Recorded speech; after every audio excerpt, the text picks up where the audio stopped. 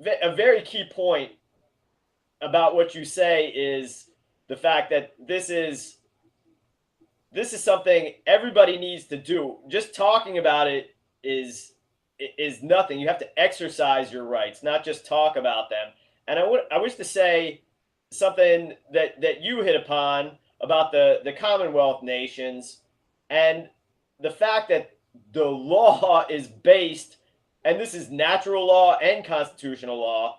Natural law is based on he who wields the weapons of war has the power. That's just the natural order of things. So, of course, the government is going to be a tyrannical overlord for the people because the people have been disarmed of the weapons.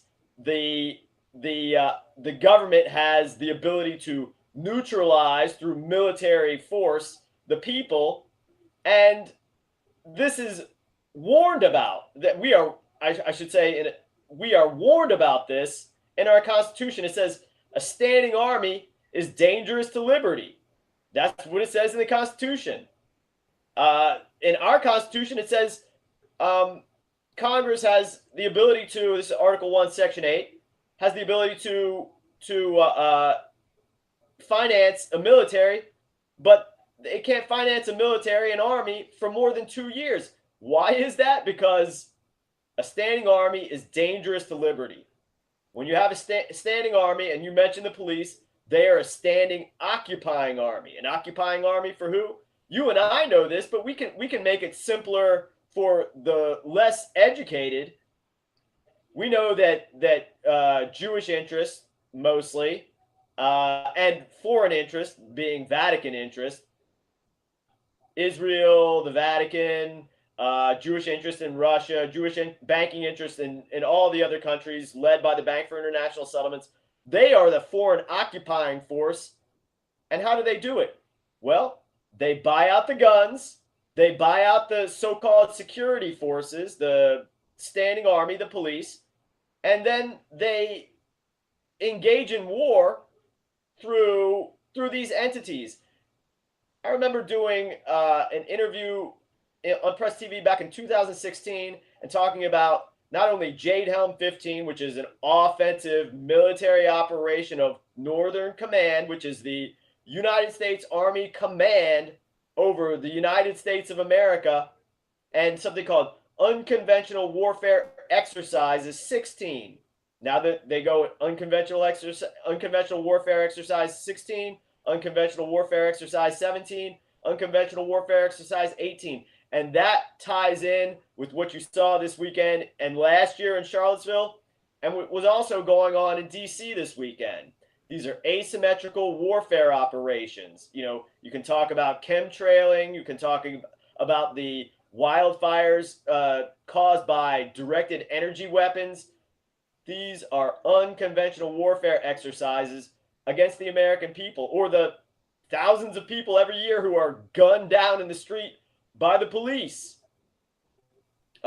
This is all part of a plan, and the good thing is also the bad thing. The Constitution doesn't apply in this country or any other country, for that matter, but they are operating under something called continuity of operations or continuity of government. I go in great details about this in the book, the Militia Handbook, and this is a Department of Homeland Security and FEMA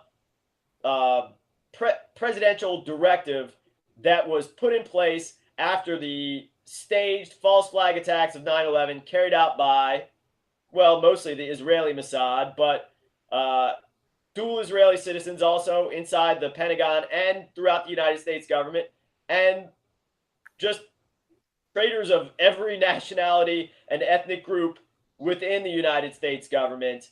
And that was planned for many reasons. It's never just this or that. It's always this and that. But one of the main reasons is to put in place this continuity of operations, COOP, directive, executive directive, presidential directive, which shuts down any bit of legitimacy that the government may have had before September 11, 2001, and puts in a hardened in-your-face police state, which is unconstitutional, takes away everybody's rights, and that's how they do it. That's without getting into all the minutia, which we can do.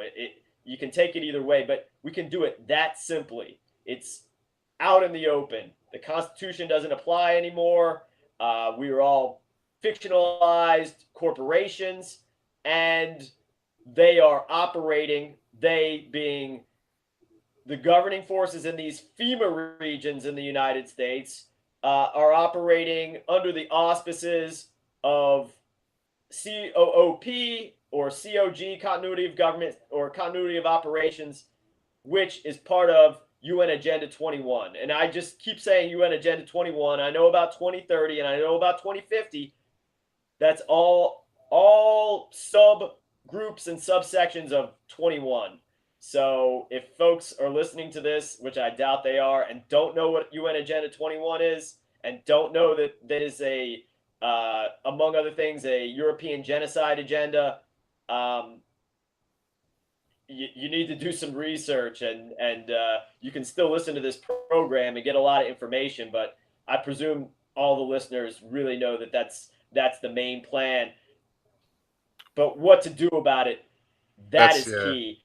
that's another Yeah. another issue within itself.